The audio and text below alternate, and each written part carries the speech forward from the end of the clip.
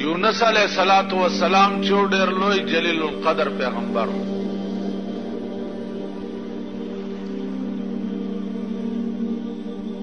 داغه قوم باندې چې څه وخت کې الله اراده وکړه د عذاب راتلو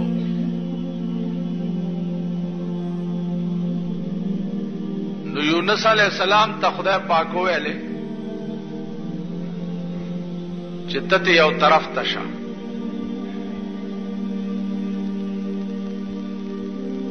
د قوم د پاره ما فیصله د عذاب وکړه دوی باندې عذاب راځي او ته یو طرف ته شه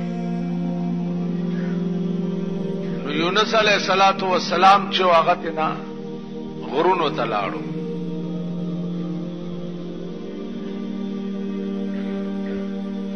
چې غرونو ته لاړو نو د قوم چې څو وخت کې آثار د اسمان ولید نو پوه شو چې دا د یونس علیہ السلام خبره چې ودا خو رښتیا و او والله چې عذاب را روان دی نو ټول قوم را ټول شو او د کلی نه بار یو ډاګه ته وته او ټول خدای ته سر په سجود شو چې یا الله مونږ استاد پیغمبر نافرمانی کړې ده خدای معافي غواړو مونږ معاف کا اراغله عذاب ته نه واپس لاړو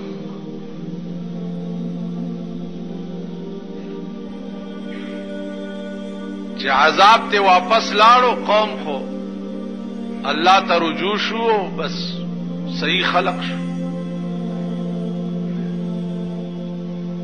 یونس علیہ السلام چې څو وخت کې راغی هغه دا خیال کړو چې بس قوم د قوم به تباه شوي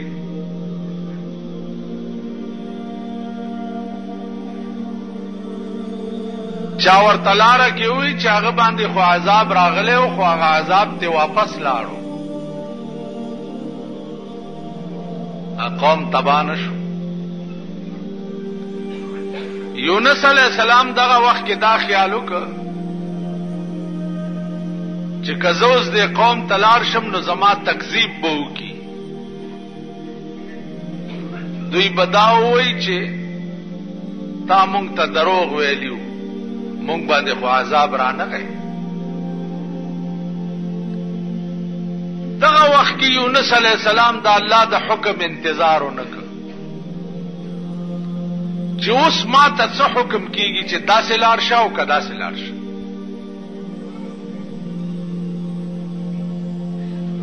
نو د روان شو مخ په دریاب باندې او خیال وکړ چې د دې دریاب ناغه غاړه بلار شم او ولته به وخت تیرو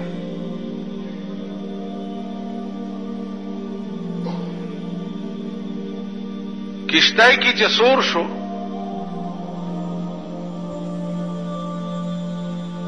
کشتای روانه شو چې د دریاب منځ ته ورسېده نو کشتای ونخته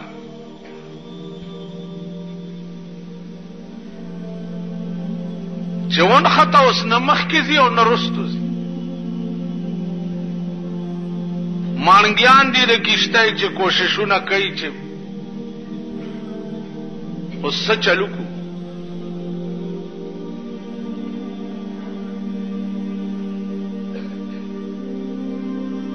आवाज وشو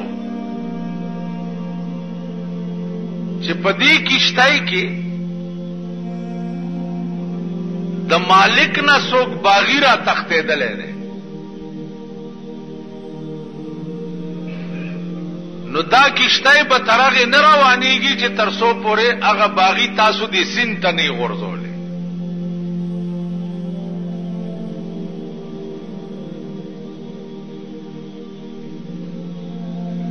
کشتۍ والا اریان دي چې څه چلو کوس دې کشتۍ کې خو یو سړی هم داسې نه دی چې هغه د مالک نه باغی وي د شان او شوکت نه یوم او بیا د پیغمبر خو ډېر لوی مقام ډېر لوی شان او شوکت وي باغی چرته دا خیال کې دی شو چې دا به د مالک نه باغی.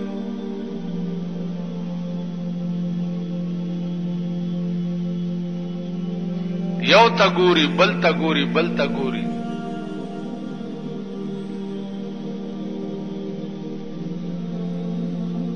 یونس علیہ السلام ورته فرمایل چې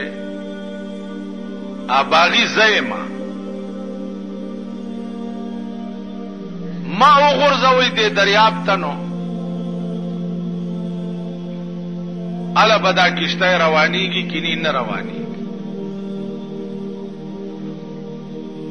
اغي ورته وی چې ستاد شان او شوکت نه دانه معلومیږي چې ته باغی.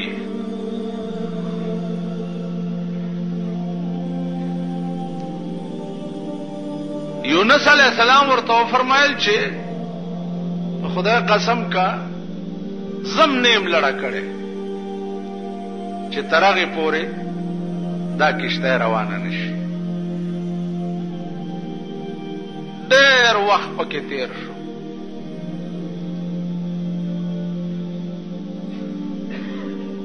کشته کې نور دنیا چې څومره ناسته دا غم مجبوره شوه. مانګیانم مجبور شو. یونس علیہ السلام یونی وو دریاب ته وغورځول. او چې وی غورځولو دې مقام کې الله د دریاب یو نهنګ د حکم کړو چې دې کشته نه سړی را وغورځيږي ته تیر کا. هغه نهنګ لوی مېد دریاب ورته ولاړو چې څنګه دې وروغورځولو هغه ونی وو خلک او بس تیرې. نهنګ ته حکم وشو چې دا هضم نکي. ما دا ستا خېټه د پاره قیدخانه جوړه کړې ده.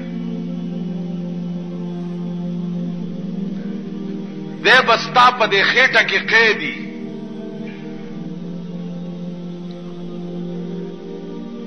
تاسو خیال راغی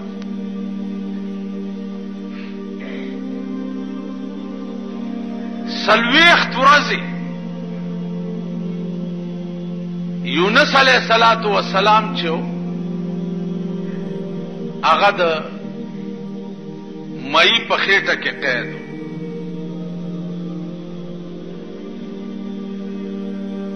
دا وخت کې الله ته التجا وکړه چې بار الہ دې زنه د وتو صورت بچي اوزم بچنګا.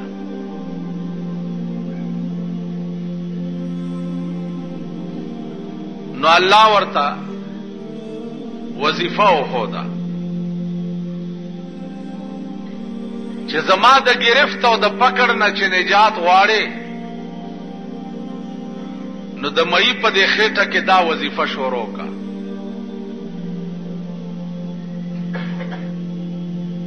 چې لا اله الا انت سبحانك انی كنت من الظالمین. لا اله الا انت اے خدا بل څوک نشته مگر هم ته. سبحانك پاکی دا تعالی را.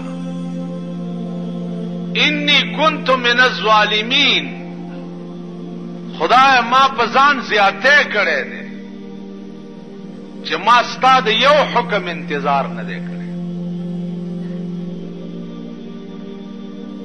عزیزانو سلويخت ورځې یونس علیہ السلام د مئی په خېټه کې دا وظیفه کوله. یونس علیہ السلام پیغمبر دی. صرف قوم تلانړو او په دریاب روان شو او د الله د حکم انتظار یې ونکړ. نو الله د کشتۍ نه مئی لاندې وغورځولو مئی تیر کړو او سلويخت ورځې خدای د مئی په خېټه کې قید کړو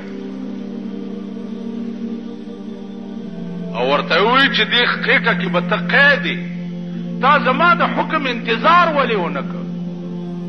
ولی نو د کب په خېټه کې په دریاب کې 40 ورځې یونس علیہ السلام غوندې پیغمبر قید کړو. زمون ټول عمر د خدای د حکم دین انتظار خو څه کوي باغیان یو چې مونږ بس څومره کروڑونه اربونه کاله په جهنم کې کې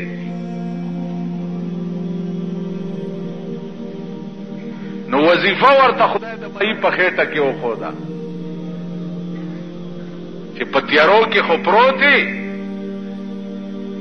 وظیفه وکړه چې نجات درته وشي. لا اله الا انت سبحانک، خدای تا نه بغیر بل څوک نشته، ته پاکه. انی کنت من الظالمین، خدای ما په ځان زیاته کړي چې ستا د حکم انتظار مې نه دی کړی، معافي غواړم. نو 40 ورځې پس مئی ته حکم وشو چې ورشه اوسې د دریاب په غاړه الټی کا. نو راوړو د دریاب په غاړه الټی کو او د کدو بوټي ته حکم وشو چې ورشه د کب په خېټه کې بدن کچا شوی دی، ته په ورشه بوټي سورې جوړ کا چې دا بدن مچان پکې دي. یونس باندې سړي سره دا چل